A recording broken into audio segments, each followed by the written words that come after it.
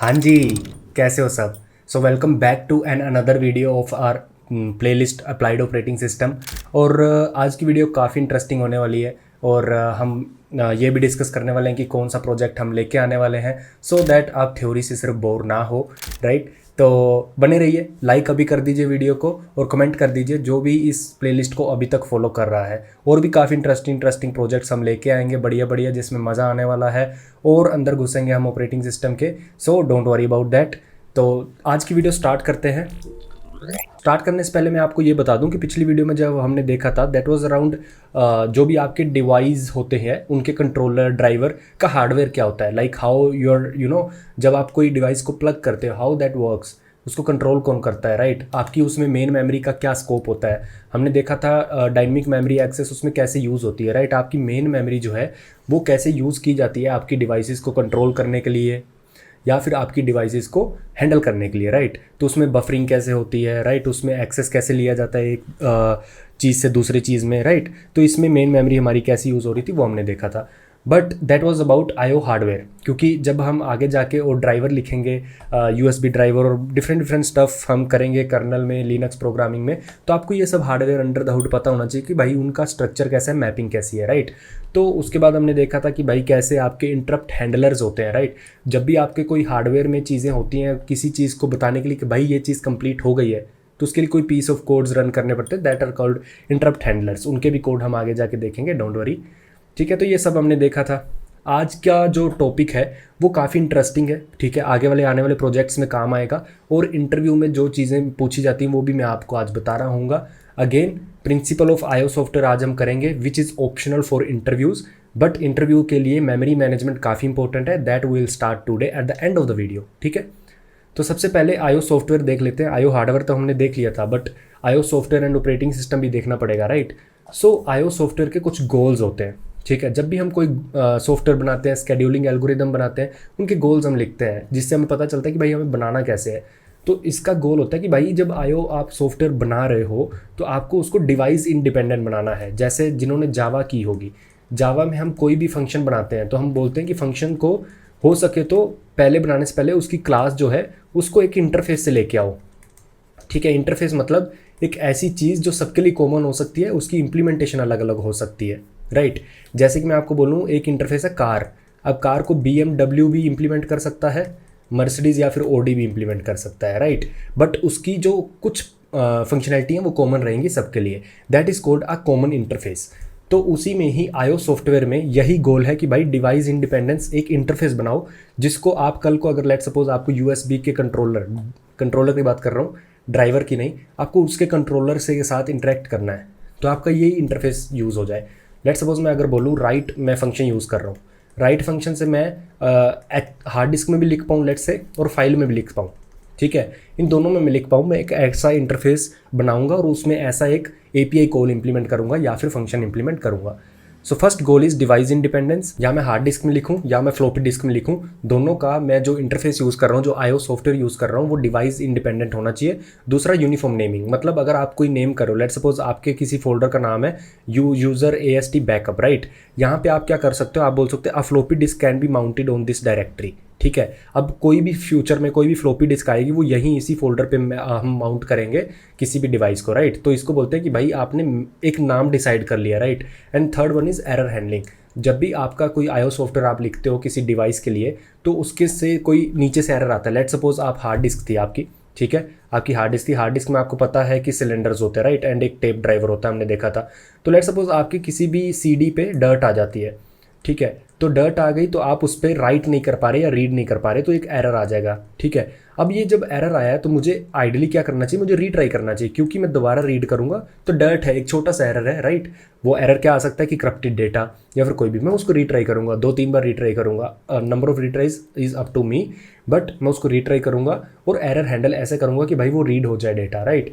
But कुछ error ऐसे हैं जो आप कर ही नहीं सकते। लेट सपोज आपको कोई मेमोरी एक्सेस कर रहे हो, वो मेमोरी एक्सेस करने का वो है ही नहीं आपके पास परमिशन, तो वहाँ पे एरर आपको रिट्राई नहीं करना चाहिए। तो काइंड ऑफ एरर हैंडलिंग आपके आईओ सॉफ्टवेयर के लेवल पे इंप्लीमेंट होनी चाहिए। तो ये 3 गोल है। अब आगे देखते हैं कि लेयर्स क्या होती हैं आईओ सिस्टम सॉफ्टवेयर की। ठीक है। तो सबसे पहली लेयर जो हमने उस दिन डिस्कस किया था, हार्डवेयर। ठीक है। Hardware is the first layer of our stack. उसके बाद इंटरप्ट हैंडलर। इंटरप्ट हैंडलर क्या है, क्योंकि हार्डवेयर को कभी भी बताना होता है कि भाई I am done with the reading और राइटिंग और any operation, it has to propagate the change to upward stack और जो भी है, तो इसको इंटरप्ट हैंडलर या फिर एक कोड रन करता है जो ऊपर बताता है, नोटिफाई करता है अदर लेयर्स को। तो इंटरप्ट हैंडलर इसके ऊपर आते हैं। उसके ऊपर डिवाइस ड्राइवर आते हैं, जो हमने देखा था कि भाई ड्राइवर का काम क्या है, बफरिंग ये सब करना, राइट, ड्राइवर का काम होता है। और उसके बाद डिवाइस इंडिपेंडेंट ओएस सॉफ्टवेयर जो हम अभी बात कर रहे हैं, और उसके बाद यूज़र लेवल आईओ सॉफ्टवेयर। ठीक है, तो ये सब चीज़ें हैं। अब हम बात कर लेते हैं ड्राइवर्स क्या है। ठीक है, और ड्राइवर्स को क्या चाहिए। आप यहाँ पे देख सकते हो कि drivers need to know the position of, let suppose hard disk पे अगर आप हो तो टेप रीडर, उसका सेक्टर, उसका ट्रैक, कौन सा आप मतलब सेक्शन पे हो, कौन से सेक्टर पे हो और क्या रीड कर रहे हो, ये आपको पता होना चाहिए, राइट, ड्राइवर को। To perform any read write operation, hard disk की बात हो रही है। Hence any device attached to a computer need a device specific code to control it which is called device driver. तो डिवाइस ड्राइवर का मतलब क्या है, बेसिकली आपको कोई भी ऑपरेशन परफॉर्म करना हो, रीड करना हो, राइट करना हो, आपको पता होना चाहिए कि आपका जो टेप ड्राइवर है वो कहाँ पे है हार्डवेयर पे, और कौन से सेक्टर पे है, कौन से ट्रैक पे है। इन सब का स्टेट मैनेज करने के लिए, सेव करने के लिए आपको एक पीस ऑफ कोड चाहिए। हार्ड डिस्क में टेप ड्राइवर है, फ्लॉपी डिस्क में लेट सपोज पे टेप ड्राइवर नहीं है, तो उसका अलग होगा कोड। तो डिवाइस स्पेसिफिक जो कोड है that is called device driver, जो कि हम और एक्सप्लोर करेंगे, जब कोड करेंगे बहुत मज़ा आएगा। बट उसके लिए यार ये सारी थ्योरी इंपॉर्टेंट है, राइट।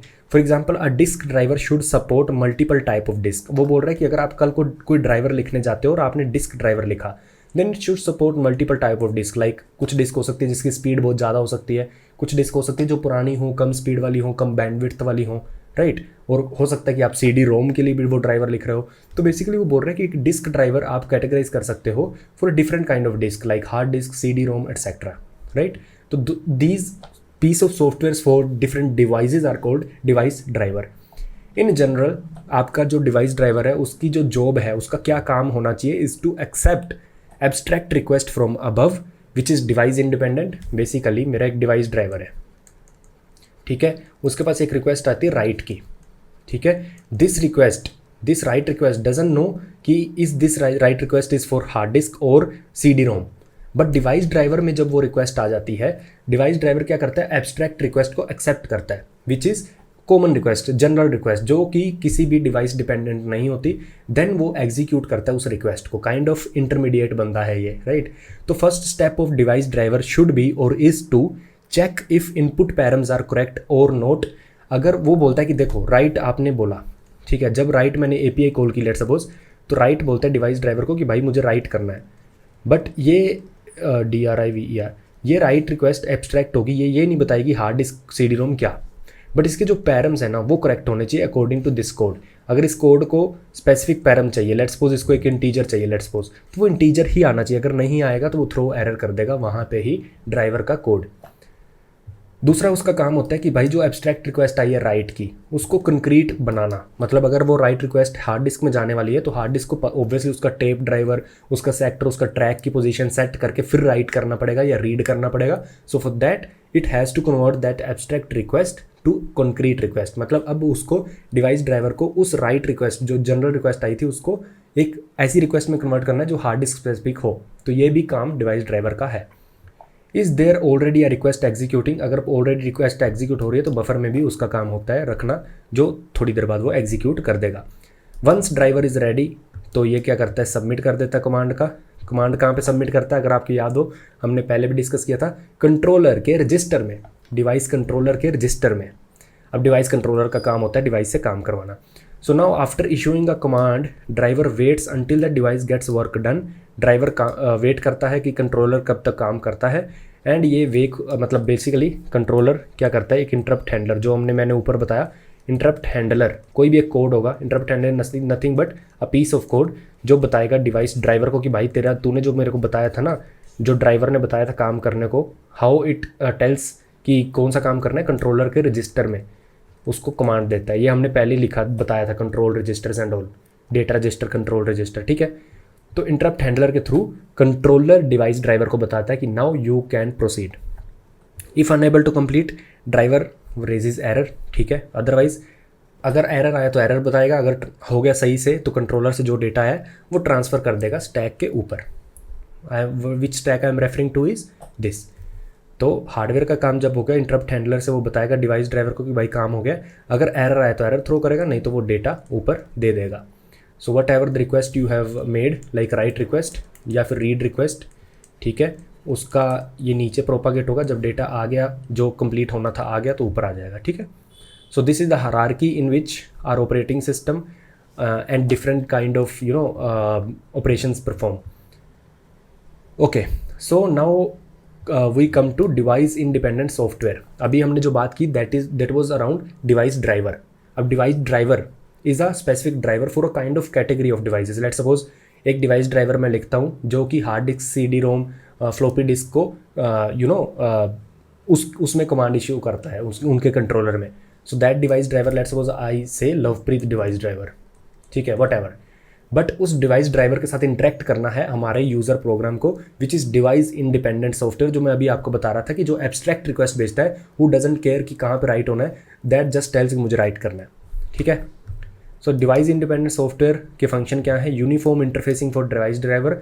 मतलब मैं अब जब डिवाइस इंडिपेंडेंट सॉफ्टवेयर लिख रहा हूँगा, ठीक है, जब मैं वो लिख रहा हूँगा तो मैं मेक श्योर करूँगा कि भाई वो एक कॉमन इंटरफेस हो जिसको एक कैटेगरी ऑफ डिवाइसेस यूज़ कर पाएँ, बफरिंग भी ये कर सके, ठीक है, user level buffering, error report कर सके, डेडिकेटेड डिवाइस एलोकेट और डी एलोकेट कर सके, right, providing a device independent block size. ये एक एग्जांपल है कि लेट्स सपोज उसको हार्ड डिस्क है, ठीक है, हार्ड डिस्क है और हार्ड डिस्क में स्लो डिस्क भी हो सकती है, फास्ट डिस्क भी हो सकती है। तो जब भी मैं एक IO independent, basically device independent user software लिख रहा होऊंगा तो उसमें मैं जो ब्लॉक डिसाइड करूंगा, एज वी ऑलरेडी डिस्कस्ड कि हार्ड डिस्क आपका ब्लॉक डिवाइस होते हैं जिसमें डेटा ब्लॉक्स में स्टोर होता है। तो मैं मेक श्योर करूंगा कि भाई एक सेट ऑफ हार्ड डिस्क उस पर काम करें, तो मैं एक ऐसा ब्लॉक चूज़ करूंगा जो पुरानी और नए हार्ड डिस्क पे दोनों पे काम करे, राइट। तो ये काइंड ऑफ एग्जाम्पल थी। अब आपका जो प्रोजेक्ट आने वाला है, ठीक है, वो प्रोजेक्ट आने वाला है आइदर टास्क शेड्यूलर और एक आएगा spooling directory and demon processes, ठीक है। बहुत अच्छा प्रोजेक्ट होने वाला है, बहुत कुछ सीखने को मिलेगा। आपको होमवर्क क्या है, आपको पढ़ना है स्पूलिंग डायरेक्टरी क्या होता है और how daemon processes are ran on top of spooling directory to print something to the printer. अगर आप प्रिंटर कनेक्ट करते हो अपने PC के साथ, कुछ प्रिंट करते हो, तो how spooling directory is used and how daemon processes are used in background which have special permission on a specific directory to print something, right. तो हम एक स्पूलिंग डायरेक्टरी पे भी प्रोजेक्ट कर रहे हैं प्लान, तो देखते हैं टास्क शेड्यूलर या स्पूलिंग कौन सा पहले आता है, but stay tune for that and उसके लिए वीडियो को भी लाइक कर दो, ठीक है। ट्विटर पे भी डाल दिया करो यार, रीच आ जाती है।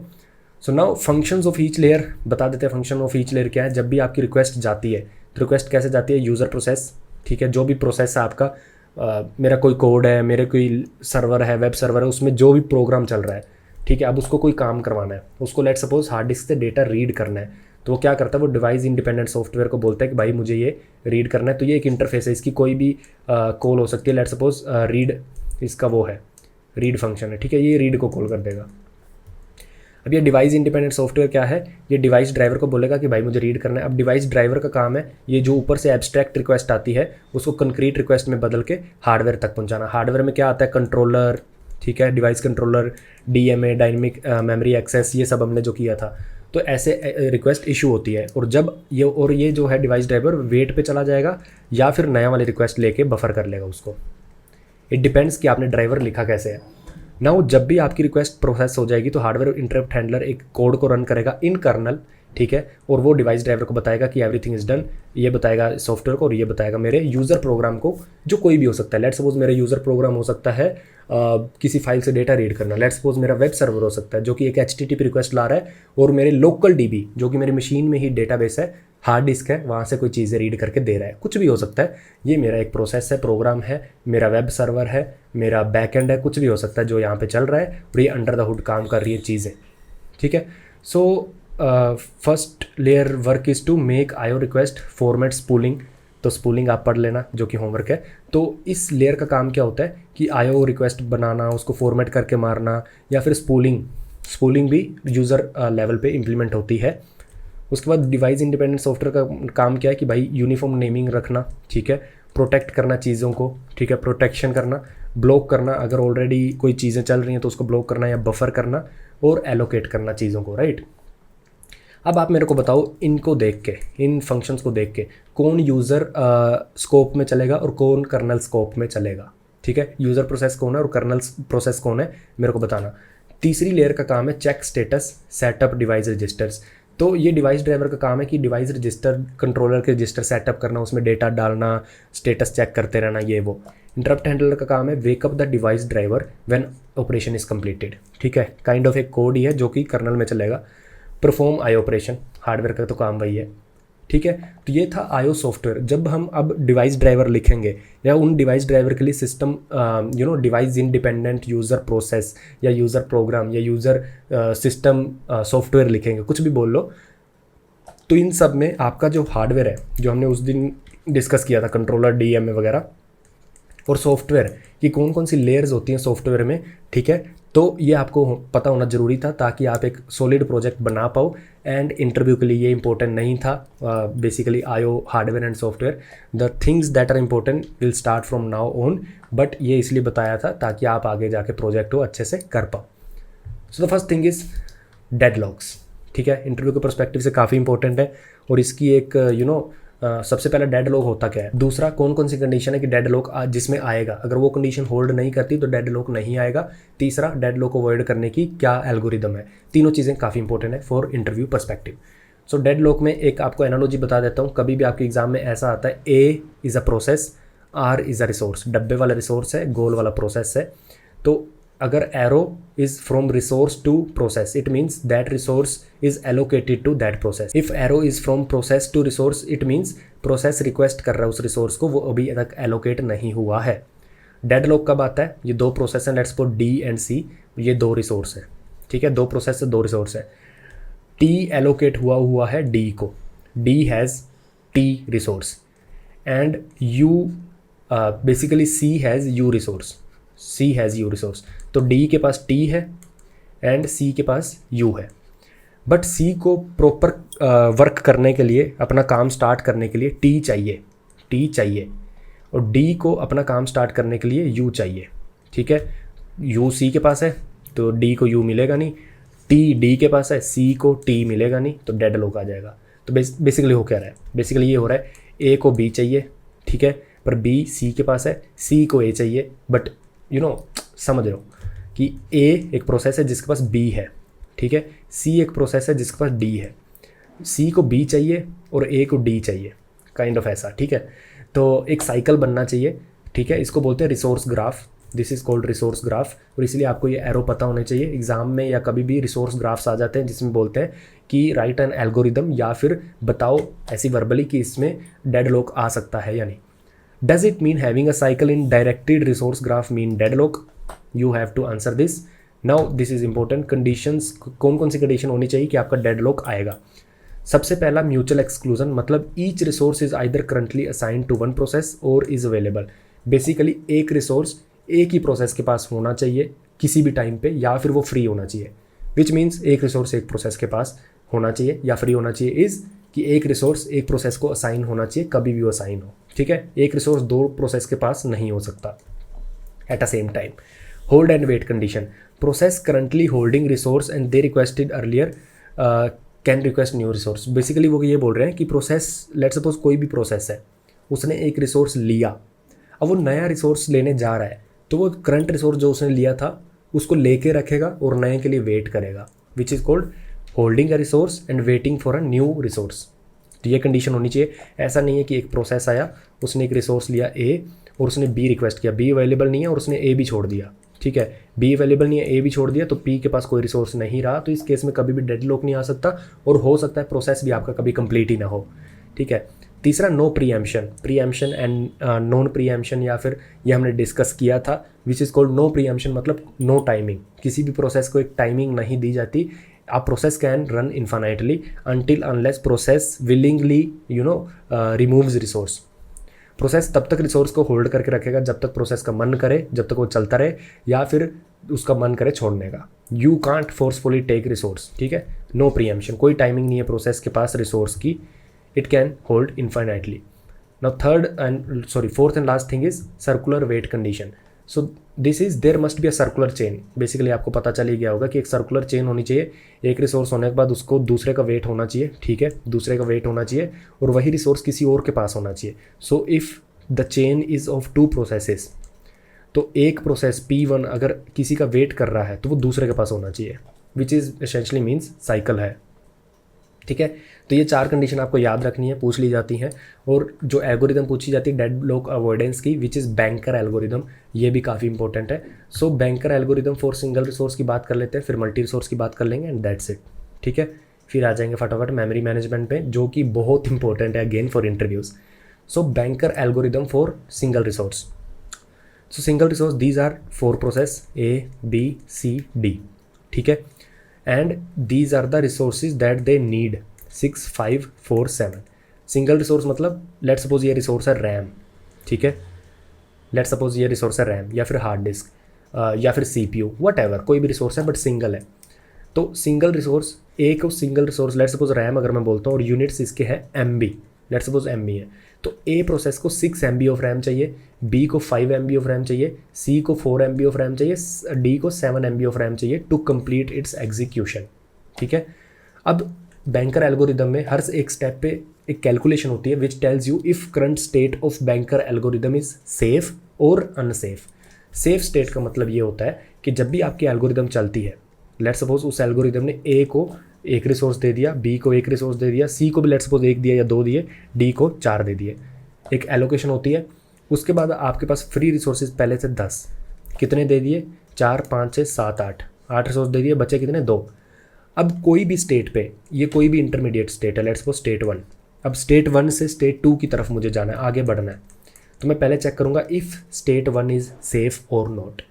सेफ कैसे होगा, there should be at least 1 process जिसको मैं अगर सारे फ्री रिसोर्सेज दे दूँ तो वो कंप्लीट हो जाना चाहिए। तो फ्री रिसोर्सेज कितने, 2, तो एट लीस्ट यहाँ पे एक प्रोसेस ऐसा होना चाहिए जिसको मैं 2 के 2 रिसोर्स दे दूँ और वो कंप्लीट हो जाना चाहिए। तो 2 अगर मैं दूँ यहाँ पे C को, तो C कंप्लीट हो जाएगा, उसको 4 चाहिए थे, 2 + 2 4 मिल गए, C कंप्लीट हो जाएगा, ये टर्मिनेट हो जाएगा, ख़त्म। तो मैं 2 जो रिसोर्स C ने लिए हुए तो उसको 2 और दे के कंप्लीट करवा दिया। अब कितने हो जाएंगे, इस पूरा ख़त्म होगा तो 4 रिसोर्स फ्री हो जाएंगे, फ्री 4 हो जाएगा, है ना। तो S1 से S2 में जब जाऊँगा तो फ्री 4 रिसोर्सेज हो जाएंगे, ठीक है। अब मैं 4 किसको दूँ, B को दे दूँ, 4 + 1 5, तो B भी टर्मिनेट हो जाएगा। तो every state is checked if it is safe और अनसेफ। अगर वो अनसेफ है तो एक स्टेप पीछे आ जाएंगे। जिसने बैक ट्रैकिंग, रिकर्जन ये सब पढ़ा हुआ है तो उसको समझ आ रहा होगा कि आप एक स्टेट कैलकुलेट करोगे, ठीक है। अगर वो स्टेट सेफ़ है तो ठीक आगे बढ़ोगे, अगर सेफ़ नहीं है तो जो भी आपने पिछला स्टेप था उस पर आ जाओगे। जैसे एग्जांपल लेते हैं कि ये कोई भी इंटरमीडिएट स्टेट है S1 से मेरे को S2 जाना है, ठीक है। तो ये S1 सेफ़ है या नहीं ये मुझे कैलकुलेट करना है।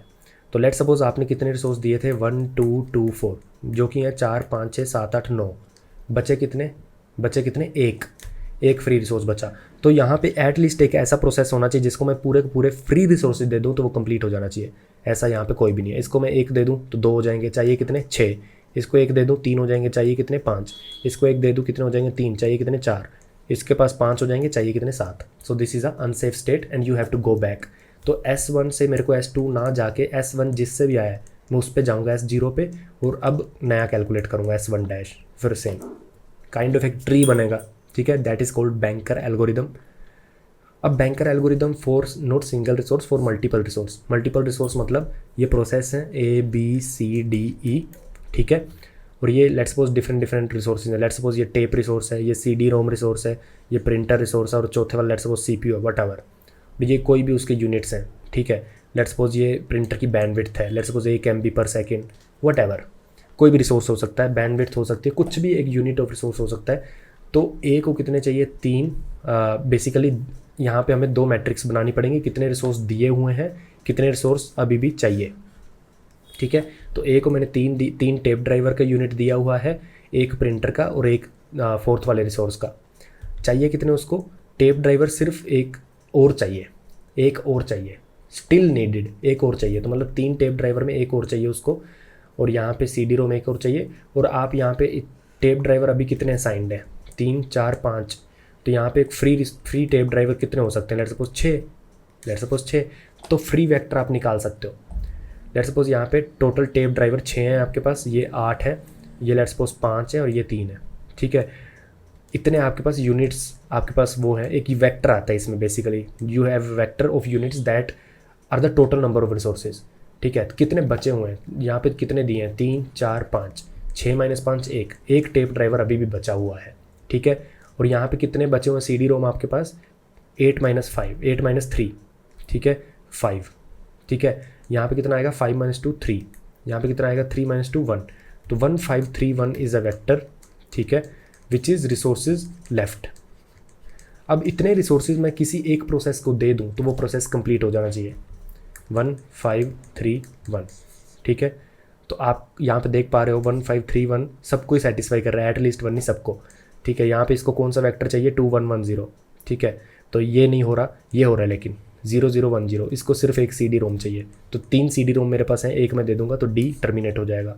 ठीक है, अब D जब टर्मिनेट होगा तो ये प्रिंटर या CD रोम जो भी है ये खाली होगा। ठीक है, ये एक रिसोर्स खाली हो जाएगा क्योंकि D टर्मिनेट हो गया।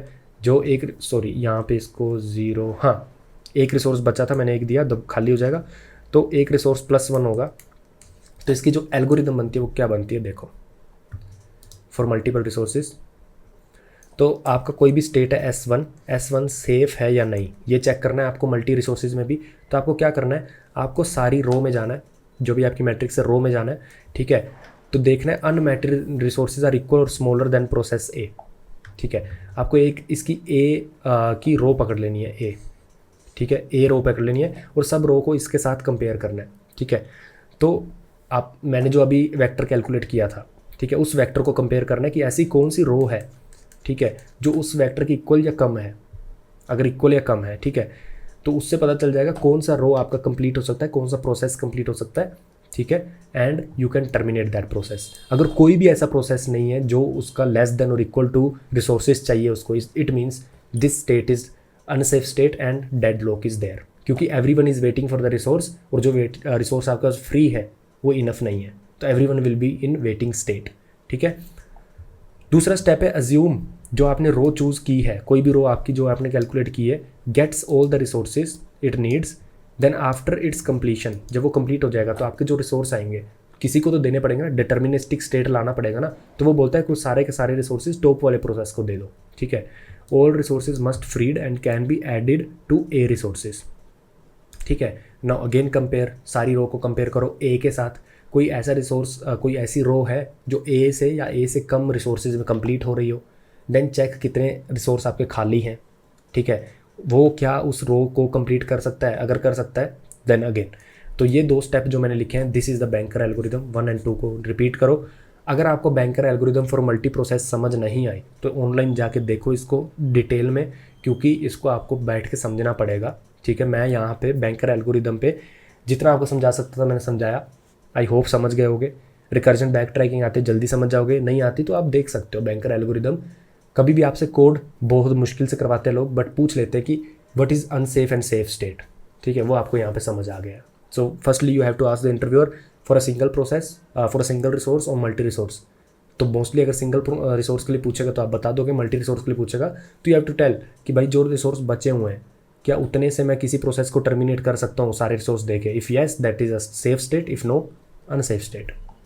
तो that is a banker algorithm that is being used to check if deadlock can occur और not. Obviously it is a prediction.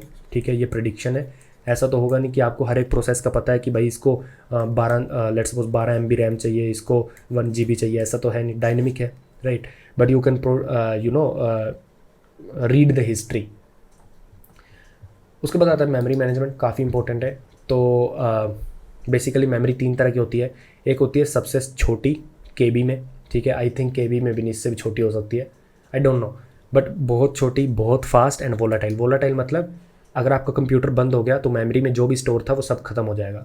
जैसे आपकी हार्ड डिस्क में अगर कोई सॉन्ग स्टोर थे और कंप्यूटर क्रैश हो गया या बंद हो गया तो वो हार्ड डिस्क में ही रहेंगे, right. That is non volatile. But volatile is RAM, जो कि आपने कंप्यूटर बंद किया, रैम में जो भी था खत्म हो जाएगा, दोबारा कंप्यूटर चलेगा, दोबारा रैम आपकी इनिशियलाइज होके डेटा जाएगा उसमें, right. So that is called cash. दूसरी मेमोरी होती है जो कि 100 मेगाबाइट्स में होती है, थोड़ी फास्ट होती है, वोलाटाइल होती है, which is random access memory, अपनी मेन मेमोरी रैम। तीसरी होती है 100 गीगाबाइट्स, टेराबाइट्स, वट एवर, काफ़ी स्लो एंड सस्ती एंड नॉन वोलाटाइल जिसमें चीज़ें परमानेंट रहती हैं इज़ कॉल्ड डिस्क स्टोरेज या फिर हार्ड डिस्क। तो ये 3 तरह की मेमोरी होती है, ठीक है। कैश भी आगे 2 तरह की होती है, L1 L2 L3 L4 भी होती है शायद। तो इसके बारे में आपको और पढ़ना है डिटेल में जाके कि what are the different type of caches in आपके कंप्यूटर में। CPU के पास सबसे ज़्यादा जो फास्ट एक्सेस मेमोरी होती है रजिस्टर्स देन कैश। नाउ ये आपका सिंपल सा नोट है, it is the job of operating system to manage this different kind of memories and in different kind of memory management को मेमोरी मैनेजर मैनेज करते हैं। And there is for example एक technique है जिसमें हम क्या करते हैं, स्वैप करते हैं डेटा को। जिन लोगों ने डुअल बूट करा होगा अपने विंडोज़ के साइड में उबंटू या लिनक्स, उनको पता होगा कि आपको swap memory and main memory देनी पड़ती है, राइट। लिनक्स में स्वैप मेमोरी करके होता है। तो basically that memory is basically कि आप डेटा रैम से हार्ड डिस्क में या फिर वोलाटाइल चीज़ में स्टोर कर सकते हो। जब आपकी रैम फुल हो जाती है तो बेसिकली आप क्या करते हो, रैम टू डेटा कहीं और जाकर डालते हो, ठीक है, डिस्क में, डिस्क टू वापस लेके आते हो। इसको बोलते हैं स्वैप करना, बैक एंड फ्रो। तो ये भी काम आपके ऑपरेटिंग सिस्टम का होता है, ठीक है। तो ये एक एग्जांपल थी कि मेमोरी मैनेजमेंट में क्या क्या आ सकता है। मेमोरी मैनेजमेंट के 2 तरह के स्टाइल होते हैं, 2 तरह के सिस्टम होते हैं। पहला जो मेमोरी मैनेजमेंट टेक्निक है, मेमोरी मैनेजर्स हैं जो प्रोसेस को back and forth RAM and disk में स्वैप करते रहते हैं, उनका पेजिनेशन करते रहते हैं। स्वैप क्या होता है, पेजिनेशन क्या होता है, डोंट वरी, आएंगे इस पे भी। और इंटरव्यू के पर्सपेक्टिव से क्या क्या इंपॉर्टेंट है मैं आपको बता देता हूँ।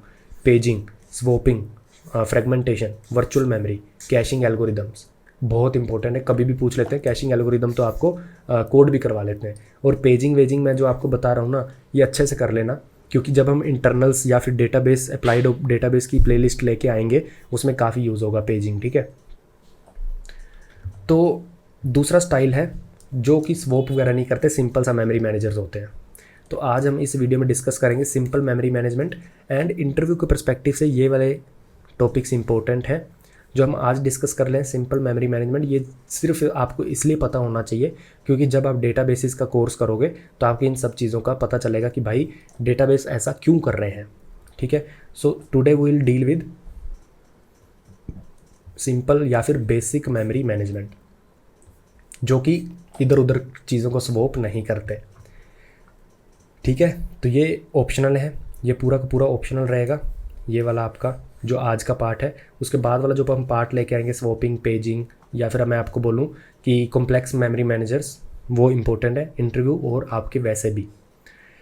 सबसे पहले वाला जो बेसिक मेमोरी मैनेजमेंट की टेक्निक है that is mono programming without swapping और पेजिंग। मोनो प्रोग्रामिंग मतलब एक ही प्रोग्राम चलता है।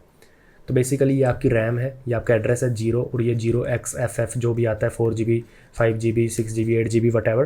तो ये आपके टोटल मेमोरी एड्रेस है।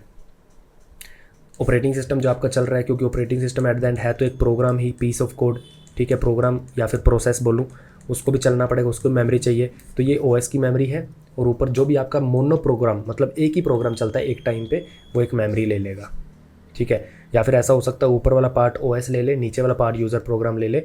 यहाँ पे एक चीज़ बस नोट करने वाली है कि यूज़र प्रोग्राम को एक चंक ऑफ मेमोरी मिला है कॉन्टीन्यूअस। ऐसा नहीं है कि यहाँ पे यूज़र प्रोग्राम मिल गया और यहाँ पे OS का कुछ पार्ट आ गया और यहाँ पे दोबारा यूज़र प्रोग्राम आ गया, यहाँ पे दोबारा OS का कुछ पार्ट आ गया। ऐसा नहीं है, एक complete chunk of memory is assign to user program and second one is OS। ये टेक्निक है कि OS ऊपर भी हो सकता है, नीचे भी हो सकता है, ये दूसरा केस है। तीसरा केस जो काफ़ी अभी भी एम्बेडेड सिस्टम छोटे कंप्यूटर्स में यूज़ होता है, विच इज़ कि आपका कुछ पार्ट डिवाइस ड्राइवर्स के लिए होता है। डिवाइस ड्राइवर जो अभी हमने डिस्कस किए पिछली वीडियो में भी करे थे। कुछ पार्ट जो आपका प्रोग्राम चल रहा है उसको असाइन होता है और OS के लिए तो होगा ही। These device drivers in ROM, read only memory, ROM, are called BIOS, Basic Input Output System Drivers, ठीक है। रास्पबेरी पाई, एम्बेडेड सिस्टम जो भी होते हैं उनमें ये हो सकता है। तो फर्स्ट टेक्निक मिनी कंप्यूटर्स में यूज़ की जाती थी बहुत पहले, अब कोई यूज़ नहीं करता। सेकंड टेक्निक एम्बेडेड सिस्टम में होती है यूज़, ठीक है, जहाँ पे आपका एक ही प्रोग्राम चलता है, ठीक है, और ऊपर OS रहता है। सबसे हाईएस्ट एड्रेस स्पेस में OS रहता है। नीचे से शुरू होता है user program which is used in embedded system. ये भी एम्बेडेड सिस्टम में यूज़ हो सकती है, बट मोस्टली फेमस जो इसका ऑपरेटिंग सिस्टम यूज़ करने वाला था which is DOS, disk operating system of Microsoft, जहाँ पे एक पोर्शन प्रोग्राम का रोम में रखा जाता था, read only memory which is called BIOS. जो भी आपका कंप्यूटर स्टार्ट होता था तब इन बायोस का यूज़ होता था to setup different devices and this BIOS are nothing but device drivers. तो आई होप कुछ सीखने को मिला होगा।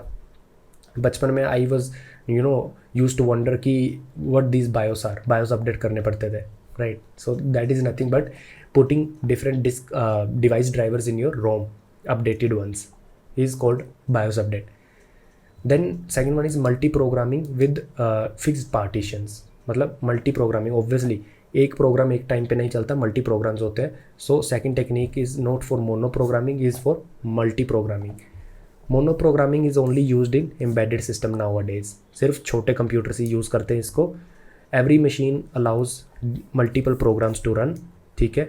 उसके लिए आप क्या कर सकते हो, वो बोल रहा है कि हो सकता है एक प्रोग्राम वेट कर रहा हो आईओ के लिए, ठीक है।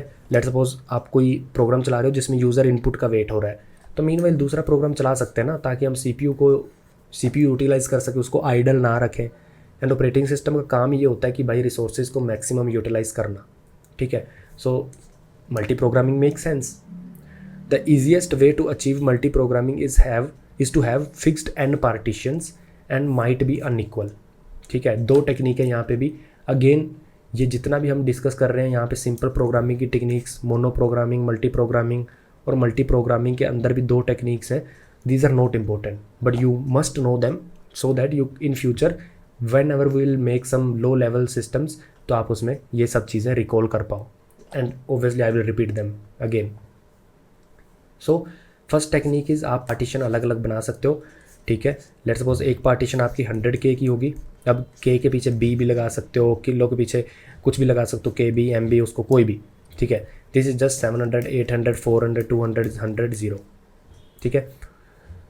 तो यहाँ पे लोअर में ऑपरेटिंग सिस्टम है। पार्टीशन 1 मैंने बनाई 100 की, 2 बनाई मैंने 200 की, ये बनाई मैंने 300 की, एंड ये बनाई मैंने 100 की, ठीक है। तो 4 पार्टीशन है। सो फर्स्ट टेक्निक इज़ जब भी कोई जॉब आती है तो उनकी डिफरेंट क्यूज़ मेंटेन करो, ठीक है। डिफरेंट यहाँ पे Q1 होगी, लेट्स सपोज ये Q2 होगी, Q3 Q4। अब कोई भी जॉब आती है तो मैं देखूंगा उस जॉब को मिनिमम पार्टीशन किस में मैं रन कर सकता हूँ, ठीक है। यहाँ पे मेरे पर 100 यूनिट्स ऑफ मेमोरी अवेलेबल हैं इस पार्टीशन में, और लेट्स सपोज मेरे जॉब को 50 यूनिट्स चाहिए, तो 50 तो इसमें भी चल सकता है, 50 इसमें भी चल सकता है, 50 इसमें भी चल सकता है। मिनिमम कौन सा कम से कम पार्टीशन में मैं इसको डाल सकता हूँ, इस पार्टीशन 1 या फिर पार्टीशन 4। तो पार्टीशन 1 या पार्टीशन 4 में मैं उसको जॉब को रख दूंगा, ठीक है। So when a job comes it would be given partition who has just enough memory to occupy the program, minimum memory. But इसका एक दिक्कत ये है इस स्कीम की कि if there are very less large program, वो बोल रहा है कि सारे के सारे लेट्स सपोज जो भी आपके प्रोग्राम है छोटे प्रोग्राम है, ठीक है, तो उसकी क्यू तो बहुत ज़्यादा भर जाएगी, क्योंकि छोटा प्रोग्राम जो आपका है उसको मैं बड़ी पार्टीशन नहीं दूंगा ना, तो ये तो वेस्टेज ऑफ रिसोर्सेज हो जाएगा। छोटी को छोटा पार्टीशन ही दूंगा, क्योंकि लेट्स सपोज मैंने एक छोटे को उठा के बड़े में डाल दिया और उसके बाद बड़े वाला आ गया, ठीक है। अब छोटे वाला इतना बड़ा मेमोरी लेके बैठा है, बड़े वाला मैं इस पार्टीशन में डाल नहीं सकता, because this is a fixed partition scheme. एक पार्टीशन में एक ही बंदा हो सकता है। तो यहाँ पे वो बोल रहा है कि अगर यहाँ पे हमारे पास लार्ज प्रोग्राम है ही नहीं, सारे के सारे स्मॉल है, तो स्मॉल की क्यू बफर हो जाएगी, बहुत भर जाएगी। एंड आपको अगर याद हो, रिकॉल कर पाओ, इंटरेक्टिव सिस्टम हमने पढ़ा था, real time interactive batch system या फिर बैच प्रोग्राम प्रोसेस टास्क जो भी है। इंटरेक्टिव में क्या होता है, यूज़र आपका इंटरेक्ट कर रहा है और यूज़र को फटाफट फीडबैक चाहिए। मेट्रो पे आप जाते हो, टिकट बुक करते हो, आप मशीन पे क्लिक क्लिक क्लिक क्लिक करते हो। दिल्ली में पर पहले आपने देखा होगा कि जब लोग क्लिक क्लिक क्लिक क्लिक करते थे ना, उनकी स्क्रीन में बाद में चीज़ें रेंडर हो रही हैं, पहले ही उनका क्लिक रजिस्टर हो जा रहा है। तो काइंड ऑफ आप एक इंटरेक्टिव सिस्टम में अगर आप इंटरेक्ट कर रहे हो और आपका डिले बहुत ज़्यादा है, तो आप ऐसा होगा क्लिक कर दोगे, महीने बाद वो एग्जीक्यूट होगा, राइट, काफ़ी डिले होगा। So if there are very less large program, ठीक है, लार्ज प्रोग्राम तो बहुत कम है। मेट्रो की टिकट बुक करना देख लो, ए सिलेक्ट करना है मेरे को कहाँ से जाना है, बी सिलेक्ट करना है और ये बुक करनी है, ठीक है, और एक ही मशीन है, लेट्स सपोज कोई कॉन्करेंट चीज़ें भी नहीं हो रही, तो काफ़ी सिंपल प्रोग्राम है, फिर भी इतना टाइम ले रहा है। सो विच इज़ कॉल्ड कि भाई आपका सारी की सारी क्यू फिक्स्ड पार्टीशन के में बफर हो रही है, जिसके कारण इंटरेक्टिव सिस्टम बहुत सफ़र करेंगे। आपने पढ़ा होगा पहले भी ये, ठीक है। तो बिगेस्ट कौन है ये। दूसरी स्कीम आती है कि भाई आप क्या करो, एक सिंगल क्यू रखो और सर्च करो, ठीक है, किस क्यू से कौन सा टास्क उठा के किस पार्टीशन में डालना है। बेसिकली ये होने वाला, वो बोलते हैं पार्टीशन रखो, फिक्स पार्टीशन रखो, एन पार्टीशन फिक्स रख दो, एक ही क्यू बनाओ, ठीक है। अब इस क्यू में डिफरेंट जॉब्स हैं, ठीक है। अब आपको जॉब एक चूज़ करनी है, उसको एक पार्टीशन में डालना है, बट इसकी एल्गोरिदम हमेशा डिटर्मिनिस्टिक होनी चाहिए कि भाई कौन सी जॉब पिक करनी है। तो आप कोई भी स्कीम सोच लो दिमाग में, let suppose picking the largest job first and उसको स्केड्यूल करना इज़ अगेन नॉट एक्सेप्टेबल। क्यों? क्योंकि let suppose J1, J2, J3 तीनों बहुत छोटी जॉब्स है, बहुत छोटे प्रोग्राम है जो बहुत जल्दी चल जाने चाहिए थे अगर मैं इंटरेक्टिव प्रोसेस में हूँ तो, बट मैंने J4 को पिक करा, उसको पार्टीशन 3 में डाला। ऐसा मैं क्यों कर रहा हूँ? क्योंकि आपको पता होगा ऑपरेटिंग सिस्टम हमेशा चाहता है कि उसकी मेमोरी एंड CPU हमेशा यूटिलाइज हो ज़्यादा से ज़्यादा, जितना वो हो सकता है वो उसको यूटिलाइज़ कर सके। तो ज़्यादा तो यूटिलाइज तब होगा ना मैं जब बड़े वाले को बड़ी पार्टीशन में डाल दूंगा, ज़्यादा मेमोरी वाला। अगेन यहाँ पे अगर बड़े वाले प्रोग्राम को मैं डालूंगा छोटे वाले प्रोग्राम, अगेन डिले आ जाएगा यहाँ पे। तो आप चाहे सिंगल क्यू रखो, डबल क्यू रखो, फिक्स साइज़ पार्टीशन में दिक्कत होगी ही होगी। ठीक है, 2 स्कीम थी। अब तीसरी जो स्कीम आती है वो है कि आप ना फिक्स पार्टीशन ना रख के 2 रजिस्टर्स रख लो। रजिस्टर्स बेसिकली आपके CPU के पास जो फास्टेस्ट एक्सेस मेमोरी होती है ना, रजिस्टर्स। हमने पहले, अगर आप इस प्लेलिस्ट में पुराने बंदे हो तो हमने रजिस्टर की वैल्यू देखी भी थी एक कोड में, ठीक है, प्रोग्राम में C के कोड था वो, है ना। तीसरी टेक्निक है relocation and protection, which is 2 register use करो। One is base register, second one is limit register. जब भी कोई जॉब आती है, ठीक है, उसका बेस एड्रेस उसको दे दो। लेट सपोज मेरी मेमोरी खाली होती है और वो स्टार्ट होती है 100K एड्रेस से, तो मैं बेस रजिस्टर में बेस वैल्यू डाल दूंगा 100, ठीक है। और limit register, limit is basically उस प्रोग्राम को कितनी मेमोरी चाहिए चलने के लिए। लेट सपोज 50, तो 2 रजिस्टर सेट कर दूंगा, बेस एंड लिमिट, ठीक है। अब मेरा जॉब का ए साइज़ अगर 50K था, बेस साइज़ 100K था, तो मैंने 2 सेट कर दिए, B is equal to 100 and your limit register is equal to 50। Now जब भी उस कोड में, क्योंकि प्रोग्राम जब आप स्केड्यूल कर रहे हो एक मेमोरी में, तो program is nothing but running some instruction is nothing but a code का कुछ करना। तो जब भी मैं कोड में, लेट सपोज मैं कोड में रीड कॉल कर रहा हूँ और ये रीड क्या कर रहा है, एक मेमोरी से लेट सपोज कोई डेटा रीड करना चाह रहा है मेरे कोड में, तो इन रजिस्टर का मैं यूज़ करूँगा। सबसे पहले मैं देखूँगा रीड कॉल है कहाँ तक जाना चाह रही है, कौन सा मेमोरी एड्रेस एक्सेस करना चाह रही है, ठीक है। Now this is what it will do is hardware translation module. तो लेट्स सपोज जॉब ए में कोई इंस्ट्रक्शन थी जो लोड डेटा करना चाहती है 200 वाले बेसिकली मेमोरी एड्रेस से। नाउ हार्डवेयर ट्रांसलेशन क्या करेगा कि भाई आपका जो प्रोग्राम जो प्रोग्राम आपका रजिस्टर हुआ था तो वो 100K बेस पे हुआ था, तो अब आप 200 को रीड नहीं करोगे, आप 100 + 200 को करोगे, विच बेसिकली मीन्स कि ये आपकी मेमोरी है, ठीक है। आपका प्रोग्राम आया था ए, वो मैंने 100th पे कर दिया था, ठीक है। अब मेरे जो कोड में मैं 50th लोकेशन पढ़ना चाह रहा हूँ, ठीक है, वो मैं ये नहीं है कि यहाँ पे 50th पढ़ लूँगा ना, मैं 100 + 50 ऊपर जाऊँगा, 150 वाले पे इंस्ट्रक्शन जो है वो पढ़ूँगा, क्योंकि अब मेरे प्रोग्राम ही रजिस्टर 100K पे हुआ है। उसकी हर एक इंस्ट्रक्शन का बेस, रीड राइट बेस जो है उसका एड्रेस हर एक का +100 हो जाएगा, +100 हो जाएगा। इट्स बेसिकली नथिंग बट अगर आप ओरिजिन पे हो, ठीक है, और आपको 50 मीटर आगे जाना तो आप 50 मीटर आगे जाओगे। लेकिन अगर आप पहले ही 100 मीटर पे हो और आपको 50 मीटर आगे जाना है, ठीक है, तो आप 150 पे जाओगे ना, ठीक है। बेसिकली गलत हो गया ये, ओके। यहाँ पे आप ओरिजिन पे हो, आपको 50 मीटर जाना है तो आप 50 मीटर आगे जाओगे।